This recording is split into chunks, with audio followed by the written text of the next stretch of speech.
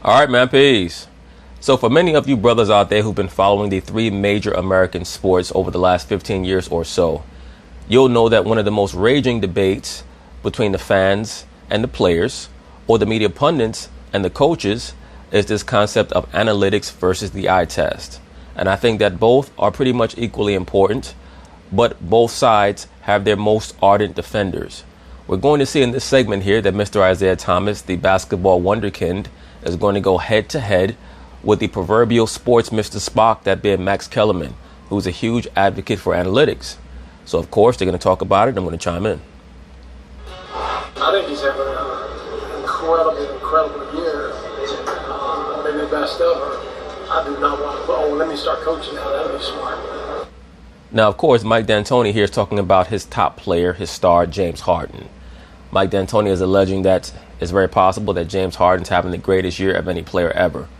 We know for a fact that that is not the case, but according to analytics, you can certainly make a great case that James Harden is having the greatest offensive season in the history of the NBA.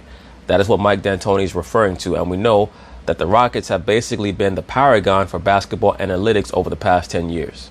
No, just let him roll and let him do what he does, and we're much better off than he does. How confident is Houston feeling right now? Forward PJ Tucker said, quote, "If we're doing what we're supposed to do, nobody can beat us. If we play at this level, we're going to win." Now, brothers, whenever I read quotes like this, it normally comes from players who are not star players, and it normally comes from teams that are very good but not championship level teams. Most championship level teams don't talk like this, and if they do, it's because they've already won a championship or championships, and they're just trying to refer to that winning formula. But over the course of my time watching the NBA, and that dates back to 1989, 1990, I've always seen players like this on teams like the Rockets who talk all this shit down the stretch of the regular season, get to the playoffs, and they get to the conference semis or the conference finals or maybe even the finals, and they always come up short because they're missing that little bit of something special that all championship teams have. Now, are the Rockets also going to conform to that notion come the playoffs? Who knows? We'll see. I just don't think that they have enough nuance. They're not multifaceted enough to defeat a team like the Warriors in a 7-game series as long as both teams are healthy. But we'll see. I don't care who we play. If we play like we play tonight, we're going to win. If you play like you played tonight, you're going to win. Well, that's assuming that you're playing the team in the playoffs that you played that night. For more, let's get you back to First Take. All right, we're back with the Hall of Famer, Isiah Thomas. Good to have you with us. D'Antoni says he's... Jalen Rose better watch himself. Isiah Thomas be looking at Molly Caram like he want to pour barbecue sauce on her. Says he's not coaching Harden. Just let him play. Stephen A? Well, we already know Mike D'Antoni's not coaching James Harden. I mean, James Harden, he pretty much runs on remote control in more ways than one. I do believe that he's a monarch athlete. Mike D'Antoni knows what it is with James Harden. You cater your entire offensive system around him, especially in this free-flowing era.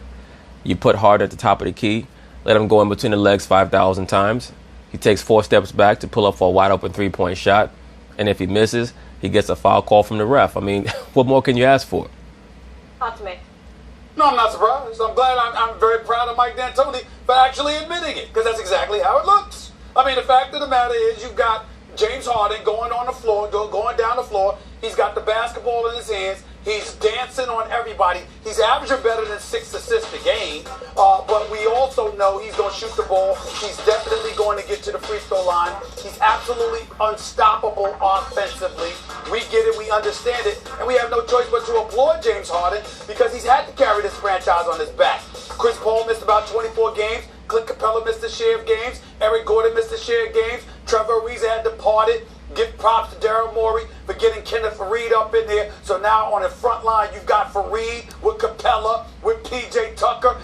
I actually think that the Rockets personnel is better this season than it was last year, especially with the addition of Faried. Kenneth Faried is going to make a difference in the playoffs.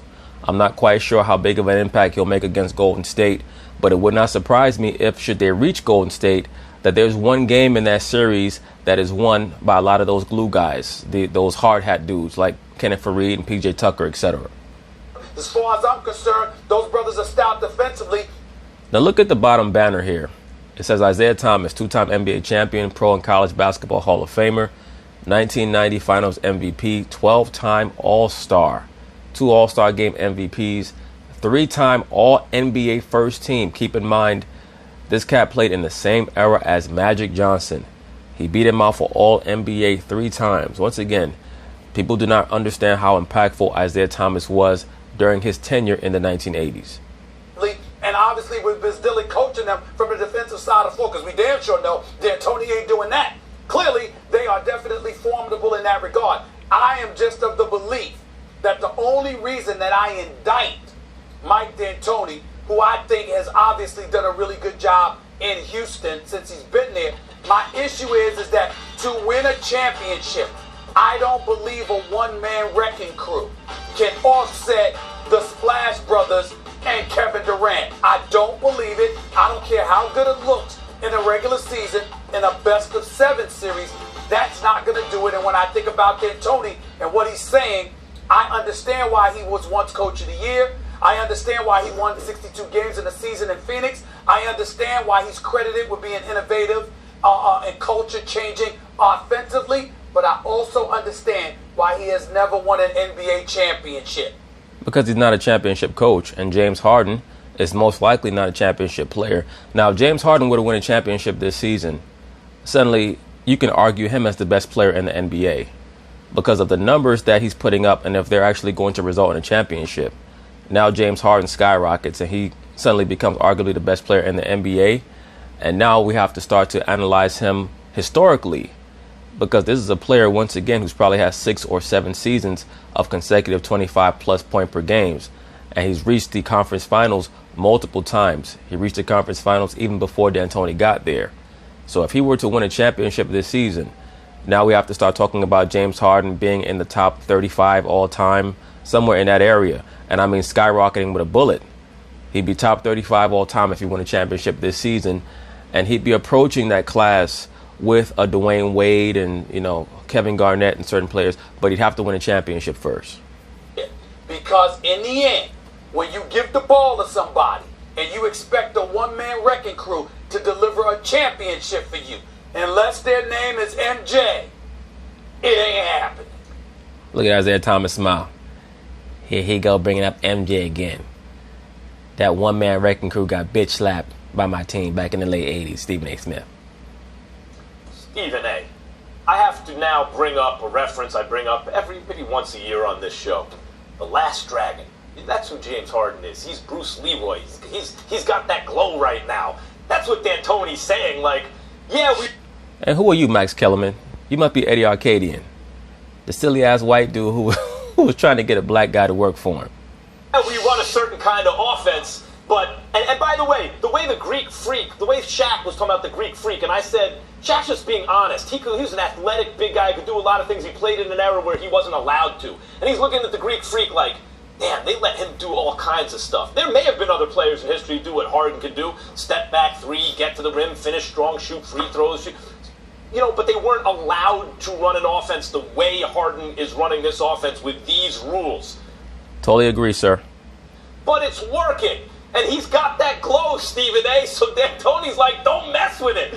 When I see James Harden, I see a bigger left-handed version of Allen Iverson, or what Allen Iverson was allowed to do back in 2001. That's what James Harden's role is in this offense in 2019. And also they allow Russell Westbrook to do that as well. James Harden is not the only player who's quote-unquote not being coached. I think that when Mike D'Antoni says he does not coach James Harden, what that basically means is that he does not force him to be constricted within an actual system. He allows the Rockets on offense to run the James Harden system. Just like the Philadelphia 76ers under Larry Brown, they were running the Iverson system for that one season where they were successful. The Oklahoma City Thunder, they basically run the Russell Westbrook system. Now that they have a Paul George, and Russell has come to understand that he has to utilize some of his more talented teammates, there are some sets that they run for Paul George. And we all know about LeBron James. They run the LeBron James system, and that's all they're ever going to run. So I think that when Mike D'Antoni says he's not coaching James Harden, all he means is that he's letting James run his own system. Don't put too much stuff in his head right now. He hits a step back 3, he Euro steps his way to the rim, he finishes strong, he draws fouls, he shoots free throws. He finds his teammates. He gets them involved. Like when Clint Capella's rolling to the rim, he'll find them. I tell you, James Harden has one of the ugliest games I've ever seen, man. He's like one of these great character actors that you watch in cinema, like a Steve Buscemi or somebody like that, who's a great actor, but he's just not somebody that you want to see on screen. Chris Paul gets to play off ball. Chris Paul's a much better scorer than people realize. Actually, the closest thing to a modern-day Isiah Thomas. I would agree with that. I just don't think that Chris Paul is as mentally stable as Isiah Thomas. And Isiah Thomas would fly off the handle. But Chris Paul, he's on a whole other level because he has anxiety issues, and it's very apparent. That we have in the game right now. So D'Antoni's just like, look, this is working. By the way, since they've had their full complement of players, Harden was keeping them afloat without Capella and without CP3. Since they had their full complement of players, 17-4. Why would D'Antoni change anything? Isiah? Okay. Here's my response to both of you. And I'll start with you, Stephen A. All right. I agree with what you're saying in terms of Houston, but here's why I agree with it. There are 5 ways to score. You can score layups, free throws, shoot the 3, post up, or mid-range. Houston right now only scores in 3 ways. They score on the layup, free throw line, or the 3-point line. When you come into the playoffs, that opposing coach is going to take something away from you. Absolutely. And that's the reason why the Rockets are not a championship level team, at least in an era where they're playing against a championship level team. Every once in a while you have teams that are very good who are playing in an NBA that season there's not a dominant team, so they're able to win a championship. But if they're playing in an era against a great team, they're never going to beat that great team because their offensive options are just too limited. From you. And if you're dependent on only 3 things, my job is to take one of them away. And once I take one of them away, and you only got 2 things left that you can do during the course of this series, then I'm going to beat you. Absolutely. The problem that Golden State presents to everyone is those 5 scoring areas. Golden State uses all 5 scoring areas. And now with the addition of DeMarcus Cousins, they have highly proficient options in all 5 of those scoring areas.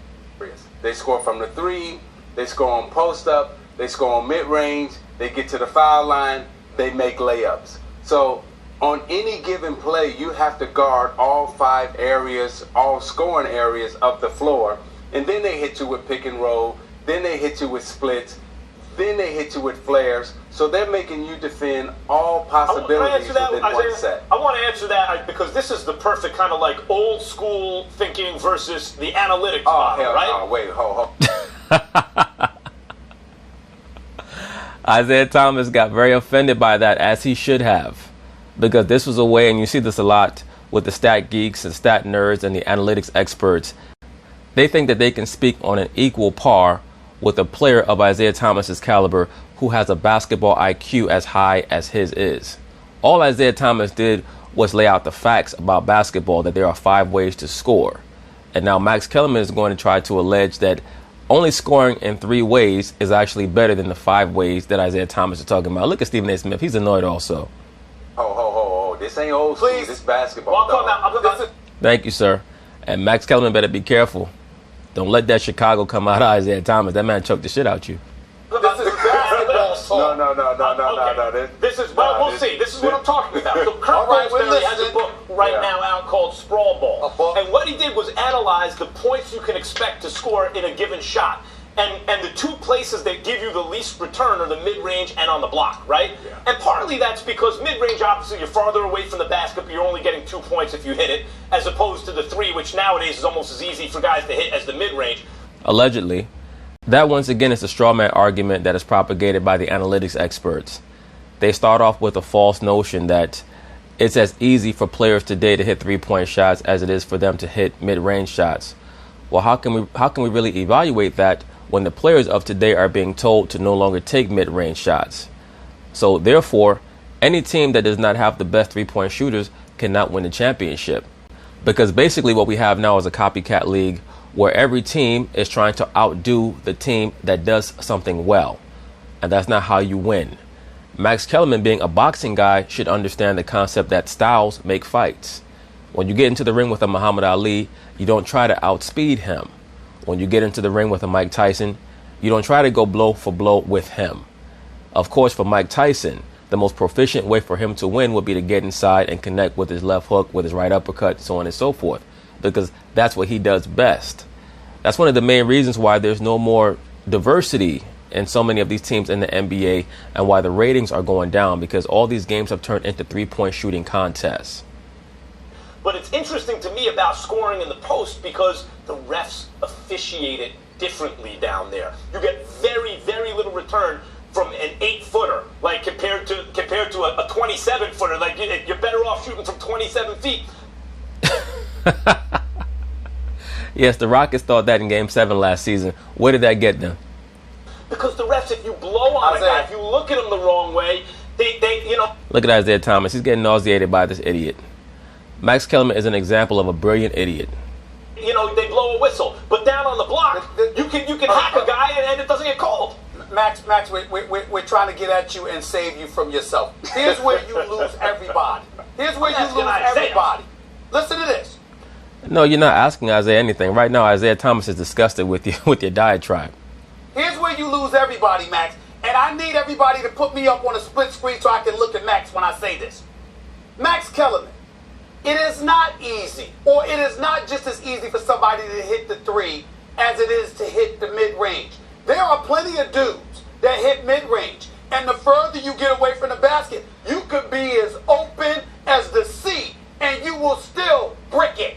Trust what I'm me. saying is if you have a team with those guys who hit mid-range, you're going to lose. I'm addressing exactly what you just said on national television. And Max Kellerman, that's not really what you said.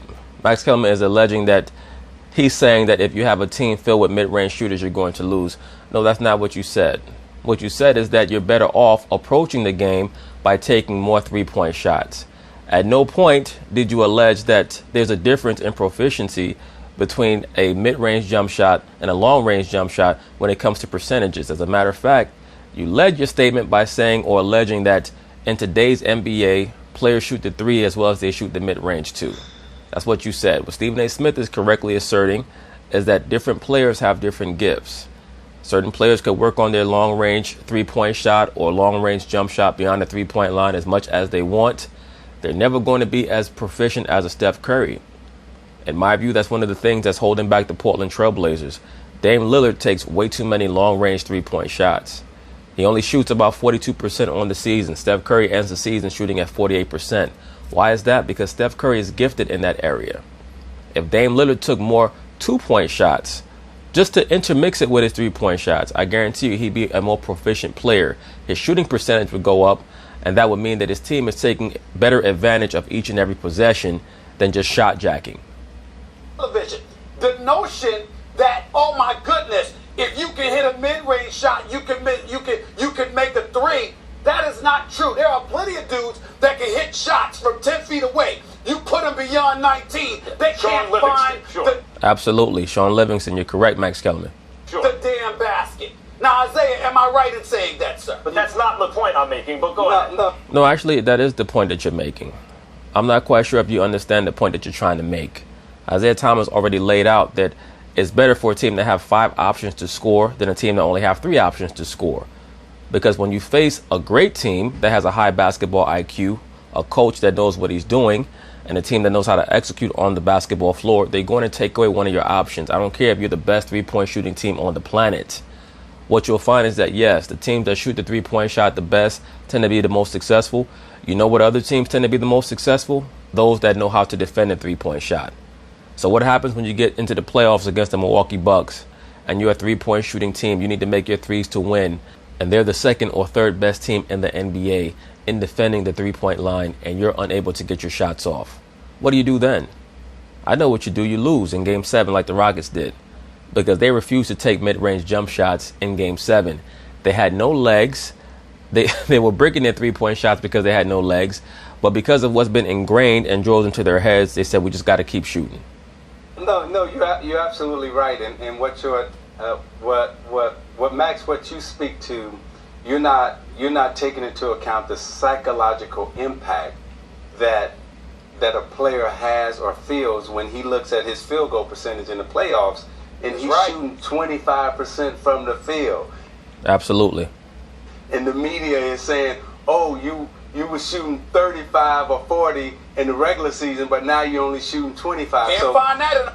And once again, just to take it back to the boxing analogy, it's similar to a fighter who has a great punch connection percentage against all the good fighters that he's facing, and now he gets in the ring in a championship bout against a great fighter who's a great defensive fighter like a Pernell Whitaker or Floyd Mayweather, and now he's only connecting on 9% of his punches. He goes back to his corner after every round and he starts to lose heart more and more and more and more because there's only one way that he knows how to attack. Whenever you look at elite level champions in every sport, what they all have in common is that, number one, there's multiple ways in which they know how to win. Number two, their approach is always to take away what you do best. Always. I've heard Floyd Mayweather say that. I've heard Bill Belichick say that. The first thing that they want to do is take away what you do best. And if you can only do 3 things as opposed to 5, that means that there are less things that they have to worry about after they take away what you do best. So the emotional, psychological impact, that's what we play against. That's what we compete against. We don't compete against these numbers. I come to the game and I look at you and I say, Max, you used to playing 40 minutes a night.